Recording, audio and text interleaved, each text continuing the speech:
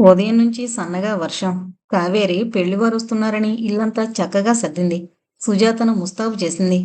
మా ముద్దుల పెళ్లి కూతురికి నాదిష్టే తగిలేలా ఉంది అంటూ మురిసిపోయింది. అక్కడే ఉన్న గౌరీ, అవునే సుజీ, నీ ముస్తాబు అదిరింది. అతిలోక సుందరిలా ఉన్న నిన్ను చూడగానే పెళ్ళికొడుకు ఎగిరి గంతేసి వెంటనే నీ మెళ్ళో మూడు ముళ్ళు వేయడం గ్యారంటీ అంది చిలిపిగా. సుజాత సిగ్గుపడుతూ అద్దంలో చూసుకుంది. వదిన తనకు చేసిన అలంకరణను చూసి పొంగిపోయింది. చాలా థ్యాంక్స్ వదిన. నన్ను చక్కగా తయారు చేశావు. కానీ నిజం చెప్పమంటావా? నేను అలంకరించుకుంటేనే అందంగా ఉంటా. నువ్వు అలంకరించుకోకుండా అందంగా ఉంటావు. బహుశా అందుకేనేమో మేము ఎక్కడ అడ్డు చెప్తామేమోనన్న భయంతో చెప్పకుండా అన్నయ్య ఈ బంగారాన్ని పెళ్లి చేసేసుకున్నాడు అంది కేతాబుగా. సుజాత మాటలకు కావేరి లోలోపల మురిసిపోయింది. తను శంకరం మొట్టమొదటిసారిగా కలుసుకున్న సన్నివేశం చటుక్కున మదిలో మెదిలింది. ఏంటొదినా ఆలోచిస్తున్నావు? కొంపదీసి ఫ్లాష్ బ్యాక్ గాని గుర్తుకొచ్చిందేంటి? వదినా ప్లీజ్, అదేంటో మాతో చెప్పవు? అల్లరిగా అంది సుజాత. కావేరి తేరుకొని అబ్బే ఏమీ లేదు అంటూ సిగ్గుపడిపోయింది. అదేంటొదినా పెళ్లి చూపులు నీకన్నట్టు సిగ్గుపడిపోతున్నావు? సిగ్గుపడవలసింది నేను, నువ్వు కాదు. సరదాగా హాస్యమాడింది సుజాత. కావేరి నవ్వుతూ అబ్బో, అల్లరి బాగా చేస్తున్నావే. నిన్నటి వరకు పెళ్ళంటే తెగ సిగ్గుపడిపోయేదానివి, ఇవాళ ఆ సిగ్గంతా ఏమైందో అంటూ సుజాత బుగ్గపై సుతారంగా మీటింది. చూడు పెద్దన్నయ్య, వదిన ఎలా కుట్టిందో బుగ్గంతా కందిపోయింది. శంకరానికి ఫిర్యాదు చేసింది సుజాత. శంకరం భార్యపై చిరుకోపం ప్రదర్శిస్తూ మా బంగారు తల్లి అల్లరి చేస్తే మాత్రం మరీ అంతలా కొట్టాలా? ఇప్పుడు పెళ్లివారు బొగ్గెందుకు కందిపోయిందంటే సమాధానం ఏం చెప్పాలి అన్నాడు. తప్పైపోయింది. నన్ను క్షమించు మహానుభావ. ఎంతైనా మీరు మీరు ఒకటే, నేనే పరాయిదాన్ని ఉడుక్కుంటూ అంది కావేరి.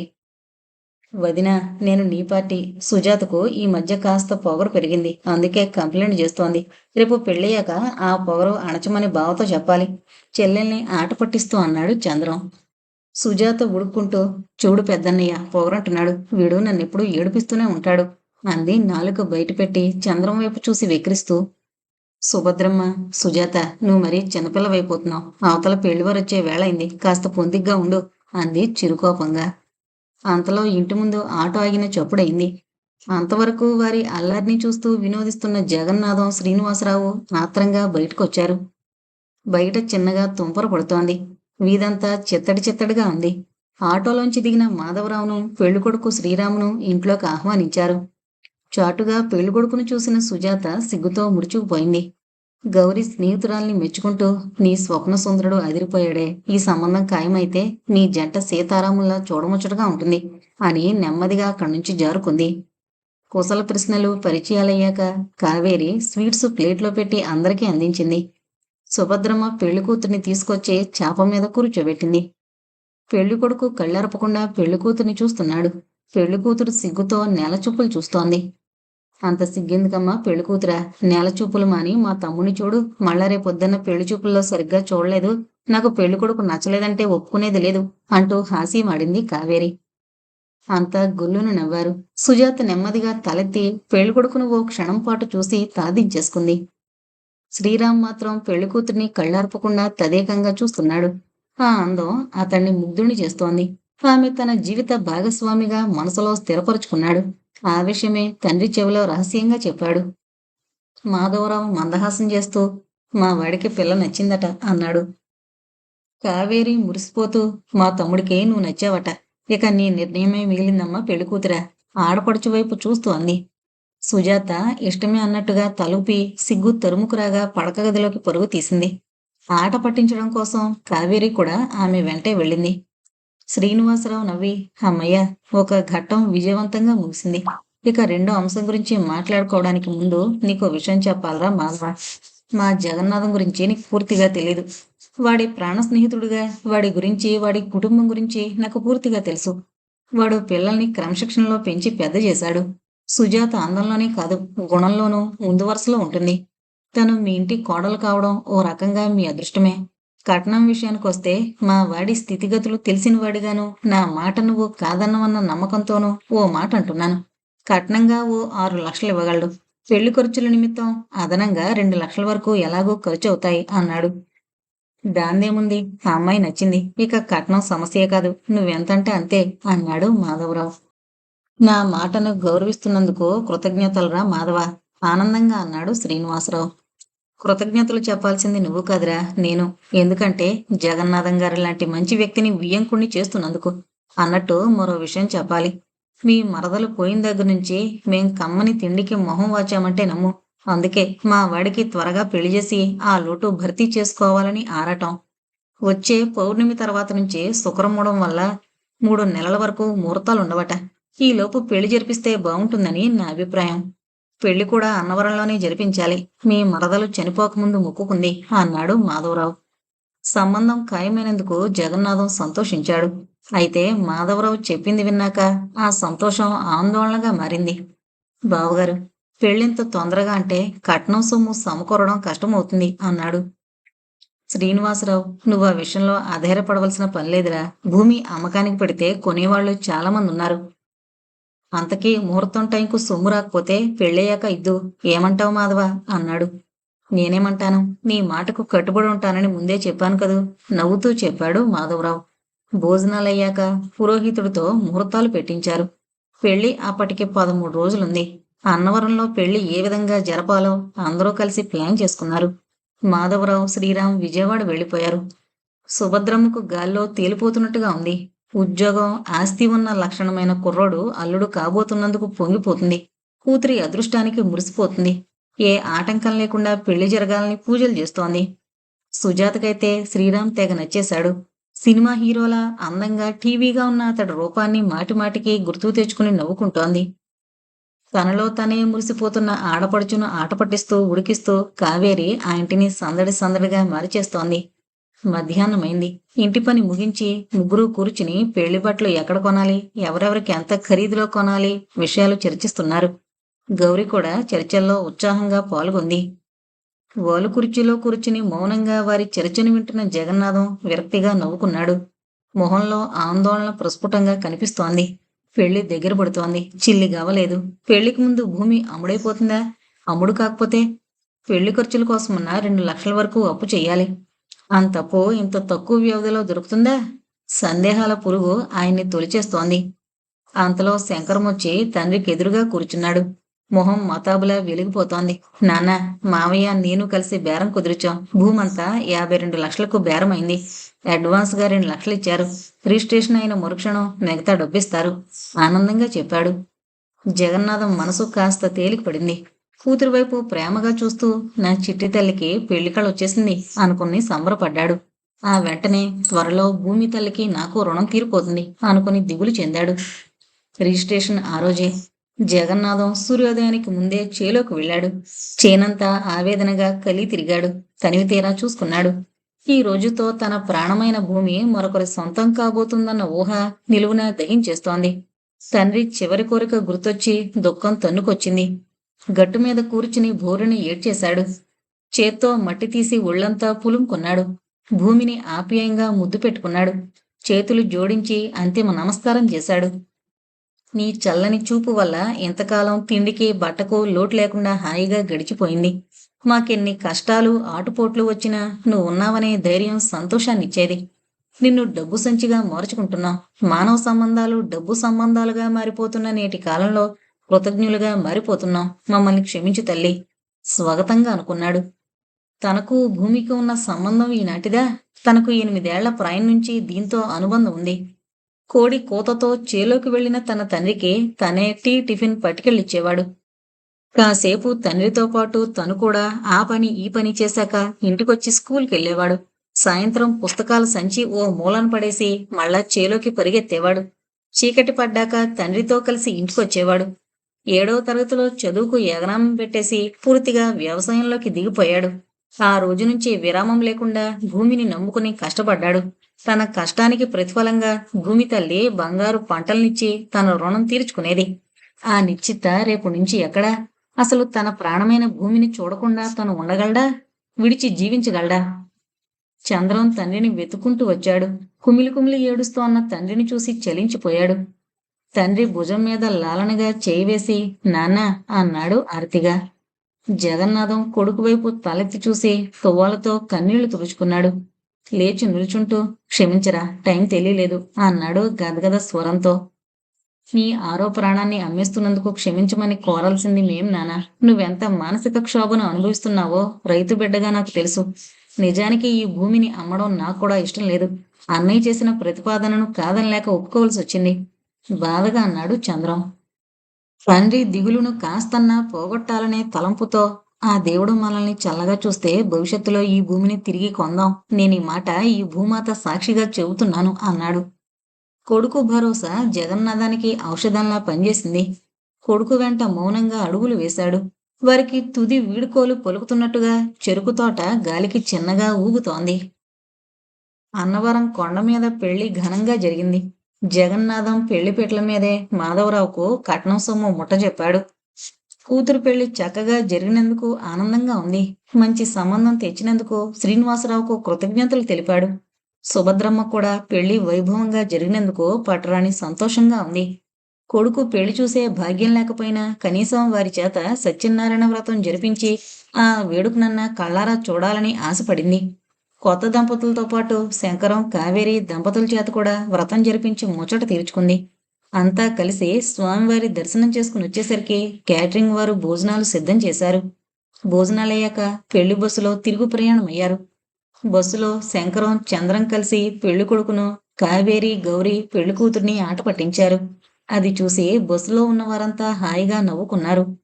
సుభద్రమ్మ మాత్రం తన కొడుకులు చేస్తున్న అల్లరికి అల్లుడు ఎక్కడ ఊడుకుంటాడోనని భయపడింది. హాయిగా ఏ అంత్యాక్షరం ఆడుకోకుండా ఏంట్రా మీ కోతి చేష్టలు అంటూ కొడుకుల్ని గదమాయించింది. అంతే, అల్లరి మాని అంతా అంత్యాక్షరిలోకి దిగిపోయారు.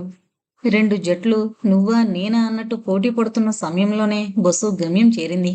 ఆ రాత్రే గర్భాధానం కూడా జరిపించి మరనాడు ఉదయాన్నే గుండెల నిండా ఆనందాన్ని నింపుకుని మాధవరావు తన బంధుమిత్రులతో కలిసి విజయవాడ తిరుగు ప్రయాణం అయ్యాడు. పెళ్ళయి ఆ రోజుకు 3 రోజులవుతోంది. భోంచేసి పెరట్లోకొచ్చాడు జగన్నాథం. ఎండ నునివెచ్చగా ఉంది. చెట్టు నీడలో మంచంపై నిద్రపోతోంది మనవరాలు. ఏ చిట్టి కలొచ్చిందో కాని బోసినవ్వు నవ్వుతోంది. ఆయనకు ఆ బోసినవ్వులే తారక మంత్రంలా పనిచేస్తున్నాయి. పొలమమ్మిన బాధను పోగొడుతున్నాయి. దాంతో రోజంతా మనవరాలతోనే గడుపుతున్నాడు. తన తల్లే మళ్ళీ పుట్టిందని పొంగిపోతున్నాడు. ఈసారి మనవడు పుడితే తండ్రి పేరు పెట్టమని కొడుకుకు చెప్పాలనుకున్నాడు. అంతలోనే నవ్వొచ్చింది. తను చెప్తేనేనా మనవరాలకి ఆదిలక్ష్మి అని వాడి నానమ్మ పేరు పెట్టాడు. వాడికి పెద్దలంటే గౌరవం, జన్మనిచ్చిన వారంటే ప్రాణం. వాడికేదీ చెప్పనవసరం లేదు అనుకుంటూ మనవరాలి పక్కన నడుం వాల్చాడు. అంతలో శంకరం మాటలు ఇంట్లో నుంచి వినిపించాయి. రిజర్వేషన్ దొరికిందమ్మా. చెల్లి, బావ, మేము రేపు ఉదయం సింహాద్రికి వెళతాం. చెల్లిని అత్తవారింట్లో అప్పగించి ఆ రాత్రికి అక్కడే ఉండి మర్నాడు ఉదయాన్నే మేం హైదరాబాద్ వెళతాం అంటున్నాడు. ఆ మాటలు చెవిన పడగానే జగన్నాథానికి దిగులు మేఘం కమ్మేసింది. ఈ 3 రోజులు తనకు 3 గంటల్లా గడిచిపోయాయి. ఇల్లంతా ఒకటే నవ్వులు, సందడిను. ఆ సందడి రేపటితో మాయమైపోతుంది. ఇల్లంతా బోసిపోతుంది. మనసు ఆవేదనగా మూలిగింది. శంకరానికి ఉద్యోగమొచ్చి వెళ్ళినప్పుడు వాడిని విడిచి ఉండలేక తాము ఎంతలా విలవిల్లాడారు. నెల రోజుల పాటు ఇంట్లో నిశ్శబ్దం రాజ్యమేలింది. చంద్రం, సుజాత అన్నయ్య కోసం బెంగ పెట్టుకున్నారు. సుభద్ర నిద్రలో కూడా శంకరాన్ని కలవరించేది. వారి మధ్య ఉన్న అనుబంధం అటువంటిది మరి. తమతో పెనవేసుకున్న అనుబంధాన్ని వదిలిపెట్టి సుజాత అత్తవారింటికి వెళ్ళిపోతుంది. ఏంటో చిత్రంగా ఉంటాయి ఈ మానవ సంబంధాలు అనుకుంటూ నిట్టూర్చాడు. ఆకాశంలో పున్నమి చంద్రుడు నిండుగా ప్రకాశిస్తున్నాడు. వెన్నెల కురుస్తోంది. గాలి మెల్లగా చల్లగా వీస్తోంది. శారదా నది అవతల ఒడ్డు నుంచి నక్కలు ఊళలు వేస్తున్నాయి. కరెంటు పోవడంతో అందరూ పెరట్లో కుర్చీలేసుకుని కూర్చున్నారు. శంకరం, సుజాతల కోసం ప్రత్యేకంగా తయారు చేసిన రవ్వ లడ్డూలు, సున్నుండలు అందించింది సుభద్రమ్మ. శ్రీరామ్ ఓ సున్నుండ రుచి చూసి, మంచి టేస్ట్గా ఉంది అత్తయ్యగారు. నాకు ఇవంటే చాలా ఇష్టం. అమ్మ బతుకున్నప్పుడు చేసి పెట్టేది. నాకిష్టమైనవి చేసినందుకు థ్యాంక్స్ అన్నాడు. తమ్ముడు, అత్తయ్యగారు నీకిష్టమైనవి తయారు చేయలేదు. మీ ఆవిడకు మా ఆయనకు ఇష్టమని చేశారు. అసలు రహస్యం చెప్పింది కావేరి. శంకరం కల్పించుకుంటూ, మా అమ్మ మా కోసం వండినప్పుడు నువ్వెందుకు లొట్టలేసుకుంటూ తింటున్నావు అంటూ భార్య చేతిలోని ప్లేట్ను లాక్కోబోయాడు. కావేరి ప్లేట్ను భర్తకు అందకుండా పట్టుకుని, అబ్బా ఎంత ఆశ! అత్తయ్య చేతి వంట తినడమే ఓ అదృష్టం. నేను తినకుండా నీకు ఇచ్చేస్తానా అంది కొంటెగా. సుభద్రమ్మ వారి మాటలకు మురిసిపోయింది. ఇంకా కావలిస్తే మొహమాటం లేకుండా అడగండి, చాలా ఉన్నాయి, తెస్తాను అంది మురిపెంగా. ఆమెకు వాళ్ళందర్నీ అలా చూస్తుంటే ముచ్చటేస్తుంది. రేపట్నుంచి ఇటువంటి దృశ్యాలు కనిపించవన్న ఊహ ఆమెను కలిచివేస్తోంది. అప్రయత్నంగా ఓ 2 కన్నీటి బొట్లు నేలకు రాలాయి. అది గమనించిన శంకరం, ఏంటమ్మా కన్నీళ్ళు? మా గురించే కదూ! మాకు మాత్రం మిమ్మల్ని విడిచి వెళ్ళడం ఇష్టమా చెప్పు? అయినా మన ఎడబాటు ఇంకెంతకాలం? నా ప్రయత్నాలు ఫలించి తమ్ముడికి ఉద్యోగమొస్తే ఇక మనకన్నీ పండగ రోజులే. మనమంతా హాయిగా, సంతోషంగా నేను కట్టబోయే కొత్తింట్లో ఉండొచ్చు అన్నాడు. తల్లి చేతులను ప్రేమగా నిమురుతూ. త్వరగా ఆ రోజు రావాలనిరా నేను కోరుకుంటోంది. నీలాగే చిన్నోడికి కూడా మంచి ఉద్యోగమొస్తే అంతే చాలు. ఆ తర్వాత మీ ఇద్దరి నీడలో మా శేష జీవితాన్ని ఆనందంగా గడిపేస్తాం. గద్గద స్వరంతో అంది సుభద్రమ్మ. తల్లి మాటలు సుజాతకు కోపం తెప్పించాయి. అంటే ఏంటమ్మా నీ ఉద్దేశం? నాకు పెళ్ళైపోయిందని నన్ను పరాయిదానిగా చూస్తున్నావా? నాన్న నువ్వు అన్నయ్యల దగ్గరే ఉండిపోతే మరి మా దగ్గర ఎప్పుడుంటారు? మిమ్మల్ని చూడకుండా నేనుండగలనా? ఒరేయ్! ఇప్పుడే చెబుతున్నాను. అమ్మ, నాన్న సంవత్సరంలో 6 నెలలు మీ దగ్గరుంటే మిగతా 6 నెలలు మా దగ్గరుంటారు. లేకపోతే ఒప్పుకునేది లేదు. హెచ్చరిస్తున్నట్టుగా అంది. చంద్రం వెటకారంగా, ఏంటి 6 నెలలే? అందుకు మీ ఆయన, అదే మా బావ ఒప్పుకుంటాడని? నువ్వా ప్రపోజల్ విత్‌డ్రా చేసుకోకపోతే నిన్నిక్కడే వదిలేసి బావ వెళ్ళిపోవడం గ్యారంటీ అన్నాడు.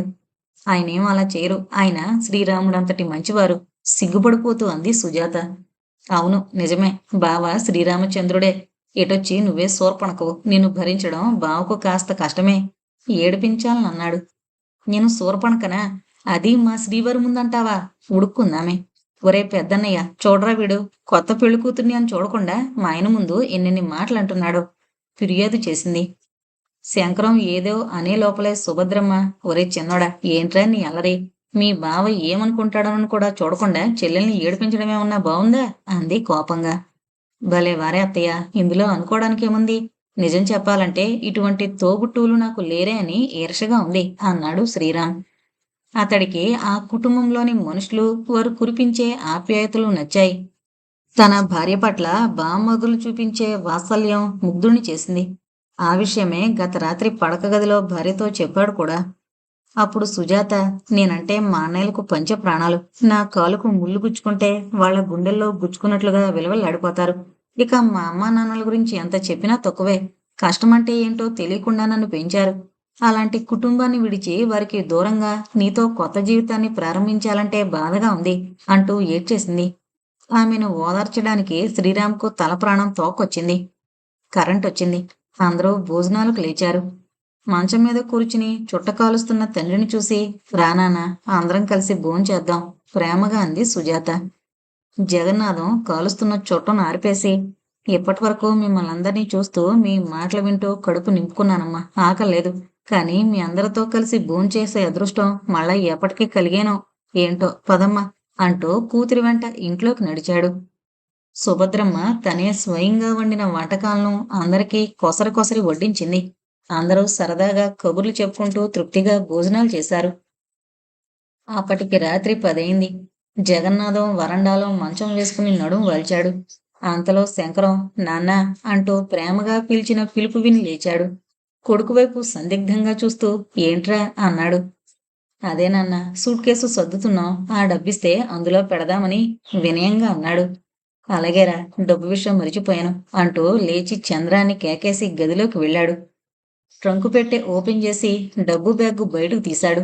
ఇందులో 44,30,000 కట్నము, పెళ్లి ఖర్చులు పోను మిగిలింది. బ్యాగు శంకరం చేతికి చన్నాడు. మొత్తం నాకిచ్చేస్తే మరి మీకు ఇంటి ఖర్చులకెలా? అందాక ఓ 30,000 ఉంచండి అంటూ బ్యాగులోంచి డబ్బు తీసి లెక్కపెట్టి తండ్రికి అందించాడు. చంద్రం వైపు మార్తవంగా చూస్తూ, ఒరే తమ్ముడు, ఈ డబ్బుతో మనందరికీ సరిపోయే ఇల్లు కడతాను. ఆ ఇంటిలో నీకు సమాన వాటా ఉండేలా కాగితాలు రాయిస్తాను. ఇల్లు పూర్తి కాగానే మీరంతా అక్కడికొచ్చేద్దురుగాని. ఈలోపు నీకు మంచి జాబు వెతికి కబురు చేస్తాను, సరేనా అన్నాడు. సరే అన్నయ్య, మా మేలు కోరేవాడివి, నువ్వేం చేసినా నాకోకే వినయంగా అన్నాడు చంద్రం. ఆ రాత్రి జగన్నాథానికి సుభద్రమ్మకు కంటినిండా నిద్రలేదు. ఇంతవరకు కళకళలాడిన ఇల్లు తెల్లవారితే బోసిపోతుందన్న బాధ ఓ పక్క, ఇకపై తమ జీవిత నావ ఏ తీరానికి చేరనుందోనన్న భయం మరోపక్క వారికి నిద్ర లేకుండా చేశాయి. స్టేషన్‌కు వెళ్ళడానికి అంతా రెడీ అయ్యారు. చంద్రం కారు డిక్కీలో బ్యాగులు, సూట్ కేసులు సర్దాడు. సుజాత తెల్లవారింది మొదలు ఏడుస్తూనే ఉంది. ఏడ్చి ఏడ్చి ఆమె కళ్ళు చింతనిప్పులయ్యాయి. సుభద్రమ్మ భుజం మీద తలపెట్టి ఏడుస్తూ, అమ్మా, నాకు మిమ్మల్ని విడిచి వెళ్ళాలని లేదు. నేను మీ దగ్గరే ఉండిపోతాను అంది. కూతురి దుఃఖం చూసి సుభద్రమ్మకు దుఃఖం ఆగలేదు. ఆ తల్లి కూతుళ్లను ఓదార్చడం ఎవరి వల్ల కాలేదు. శ్రీనివాసరావు సుభద్రమ్మకు నచ్చజెబుతూ, చెల్లెమ్మ, నువ్వు కూడా చిన్నపిల్లలా ఏడవడం ఏం బాగాలేదు. అయినా విజయవాడ ఎంత దూరం ఏంటి? మహా అయితే 6 గంటల ప్రయాణం. ఎవరు ఎవరిని చూడాలని బుద్ధి పుట్టినా అలా వెళ్ళి ఇలా రావచ్చు అన్నాడు. సుజాతను అనునయంగా ఓదారుస్తూ, సుజాత, ఆడపిల్లకు మెట్టినిల్లే శాశ్వతం గాని పుట్టినిల్లు కాదమ్మా. నా మాట విని కారెక్కమ్మ, దుర్మూతం వచ్చేస్తుంది అంటూ తొందర పెట్టాడు. సుజాత వెక్కుతూనే తల్లిదండ్రుల కాళ్లకు, శ్రీనివాసరావు కాళ్లకు నమస్కరించింది. గౌరివైపు వెళ్ళొస్తానన్నట్టుగా చూసి భారంగా కారెక్కింది. కావేరి, శ్రీరామ్ అత్త మామయ్యలకు నమస్కరించి కారులో కూర్చున్నాడు. శంకరం తల్లిదండ్రులకు ధైర్యం చెప్పి కారెక్కాడు. చంద్రం వారిని స్టేషన్ వరకు సాగనంపడానికి డ్రైవర్ పక్క సీట్లో కూర్చున్నాడు. జగన్నాథం మనవరాలి నుదుటి మీద ప్రేమగా ముద్దు పెట్టి కోడలకు అందించాడు. ఆయన కళ్ళల్లో నీళ్లు సుడులు తిరుగుతున్నాయి. ఉబ్బుకొస్తున్న దుఃఖాన్ని బలవంతంగా అదింపెడుతున్నాడు. సుభద్రమ్మ పంటి బిగువున ఆవేదనను అణుచుకుంటూ చెంగుతో కళ్ళెత్తుకుని కారుకు ఎదురొచ్చింది. కారు ముందుకు దూసుకుపోతుంటే జగన్నాథం, సుభద్రమ్మ కళ్ళల్లోంచి కన్నీళ్లు జలజల బయటకు దూసుకొచ్చాయి. సింహాద్రి ఎక్స్ప్రెస్ బయలుదేరడానికి సిద్ధంగా ఉంది. సీట్లో కూర్చున్న సుజాత చంద్రం వైపు చూస్తూ, చిన్నన్నయ్య, రాక్షసి వెళ్ళిపోతోంది, ఏడిపించేవారు లేరని సంతోషపడుతున్నావా అంది గాద్గాదికంగా. చంద్రం కళ్ళలో గిరున నీళ్లు తిరిగాయి. చచ్చా, నువ్వు రాక్షసివేంటమ్మా, నా బంగారు గారాల చెల్లివి, తోటలో విరబూసిన మందారానివి. ఇకపై ఈ చెల్లెలు లేక, చెల్లెలు చేసే తీయని అల్లరి లేక, సరదాగా ఆట పట్టించేవారు లేక నిస్తేజంగా ఉండే మాకు సంతోషం ఎలా ఉంటుందమ్మా అన్నాడు. అలా అంటున్నప్పుడు అతడి కన్నీటి బొట్టు సుజాత చేతి మీద పడింది. అంతలో ట్రైను బయలుదేరుతున్నట్లుగా కూత పెట్టింది. చంద్రం శ్రీరామ్ చేతుల్ని తన చేతుల్లోకి తీసుకుని, బావా, చెల్లిది చంటిపిల్ల మనస్తత్వం, తను అల్లరి చేసినా తప్పు చేసినా క్షమించు రిక్వెస్ట్గా అన్నాడు. ట్రైను కదలడంతో గాబరాగా దిగాడు. శంకరం కిటికీలోంచి చెయ్యి ఊపుతూ, తమ్ముడు, జాగ్రత్తగా ఇంటికెళ్ళు, అమ్మా నాన్నలు భద్రంగా చూసుకో, త్వరలోనే శుభవార్త తెలియజేస్తాను అన్నాడు. ట్రైను వెళ్ళిపోయింది. చంద్రం ఒంటరిగా మిగిలిపోయాడు. సిమెంటు బెంచి మీద దిగాలుగా కూలబడిపోయాడు. తోబుట్టువులతో గడిపిన అపురూప క్షణాలను గుర్తు తెచ్చుకుని మౌనంగా రోదించాడు. నెల రోజులు గడిచాయి. రోజులు అందరికీ ఒకేలా గడవడం కాలానికి ఇష్టముండదు కాబోలు. అందుకే కొందరికి మోదంగానూ మరికొందరికి భారంగానూ గడుస్తూ ఉంటాయి. జగన్నాథం దంపతులకు ఈ నెల రోజులు భారంగా గడిచాయి. ఇక చంద్రం పరిస్థితి చెప్పనే అవసరం లేదు. అత్యంత విలువైందే వస్తువేదో కోల్పోయిన వాడిలా దిగాలుగా ఉంటున్నాడు. శంకరం ఫోను ఎక్కువ శాతం స్విచ్ ఆఫ్ లోనే ఉంటుంది. అదేమంటే నాకు ఫోన్లో మాట్లాడడం కంటే ఉత్తరాలు రాయడమే ఇష్టం అంటాడు. నెల రోజుల్లో అతడి దగ్గర నుంచి ఓ 2 ఉత్తరాలు వచ్చాయి. ఇంటి నిర్మాణం ప్రారంభించాను అన్నది మొదటిదైతే, చంద్రానికి ఉద్యోగ ప్రయత్నాలు చేస్తున్నాను అన్నది రెండో దాని సారాంశం. ఇక సుజాత అయితే రోజూ ఫోన్ చేస్తూ ఉంటుంది. ఆయనకు నేనంటే ప్రాణం, నాకిక్కడ ఏ లోటు లేదు. లోటల్లా మీరు లేకపోవడమే. మిమ్మల్ని చూడాలనిపిస్తోంది. వీలు చూసుకుని విజయవాడ రండి. ఇలా సాగుతుంది ఆమె సంభాషణ. సుజాత గోల భరించలేక ముగ్గురు కలిసి సుజాత కాపురం ఎలా సాగుతుందో చూసి రావాలనుకున్నారు. బయలుదేరే రోజు వచ్చేసరికి సుభద్రమ్మ అనారోగ్యంతో మంచం పట్టింది. దాంతో వారి ప్రయాణం నిలిచిపోయింది. అయితే చంద్రం బలవంతం మీద ఆ మరుసటి రోజు జగన్నాథం, శ్రీనివాసరావు విజయవాడ వెళ్లారు. సుజాత పొంగిపోయింది. అమ్మ, చిన్నన్నయ్య రానందుకు నొచ్చుకుంది. ఆ తర్వాత అమ్మకు ఆరోగ్యం బాగలేదని తెలుసుకుని ఏడ్చేసింది. 2 రోజులుండి వద్దామనొచ్చిన జగన్నాథం, శ్రీనివాసరావులు, శ్రీరామ్, సుజాతల అన్యోన్యతకు, ఆదరణకు మాధవరావు బలవంతం కూడా తోడు కావడంతో 4 రోజులుండి వచ్చారు.